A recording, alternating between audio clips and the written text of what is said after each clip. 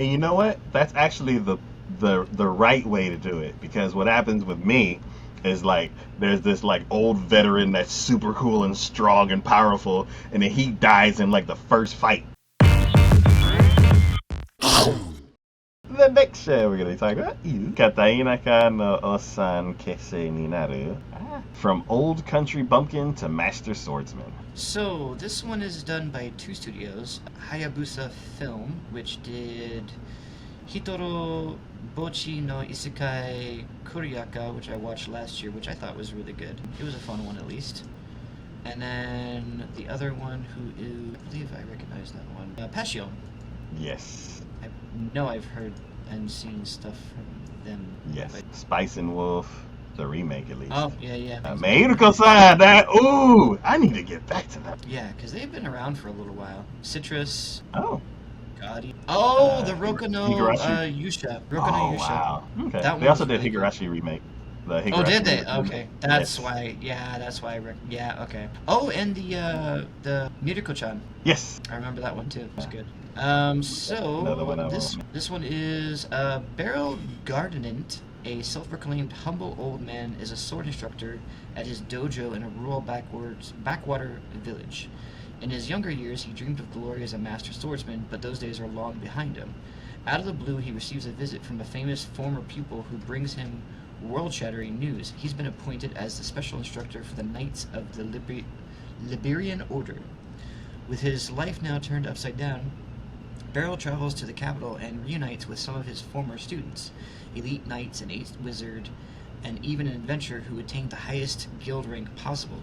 But why do they all want his tutelage? As far as he's concerned, they clearly don't need him anymore. Can Beryl live up to his new position, and will he ever get a moment's peace away from his adoring students? This one seems like it was going to be funny, and I do see that comedy is part of it, just because he's the old dude. He's the old dude. He's not in it for adventuring. He's the grandmaster who's going to be teaching his pupils how to fight and go do the adventuring, but he's just going to be the one staying back at the castle doing whatever. And I'm like, all right, cool. That's a bit of a difference. I don't recall there ever being an anime that I remember that really, instead of taking the forefront in like the most actiony way possible by being part of either the hero party, the adventuring party, or whatever, this one's like, no, he's the instructor. He's the one back at the castle, safely guarded, but who is supremely powerful, who you never see actually go out and do combat for some strange reason. And you know what? That's actually the right way to do it, because what happens with me is like there's this like old veteran that's super cool and strong and powerful, and then he dies in like the first fight. And then the newly formed hero has to figure out what to do and become the hero he's meant to be. Yeah, so this one's like, no. We got the veteran, and we're gonna figure out what the hell he's doing. Yeah, let's not lose knowledge. Yeah, let's gain the knowledge. Let's actually do stuff with this. So I'm like, all right. Pass it on from generation to generation. Yeah, so I thought, you know what, it sounds interesting. I'm sure they might lean heavily more towards the comedy aspect in that regards, but I'm curious to see what happens.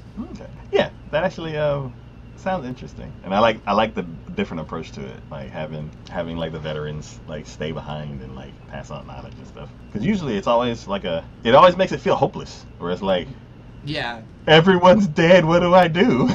Well, I'm curious if it's going to actually have like a overarching villain, or is this just going to be like the day in the life of a grandmaster teaching his students kind of situation? Okay.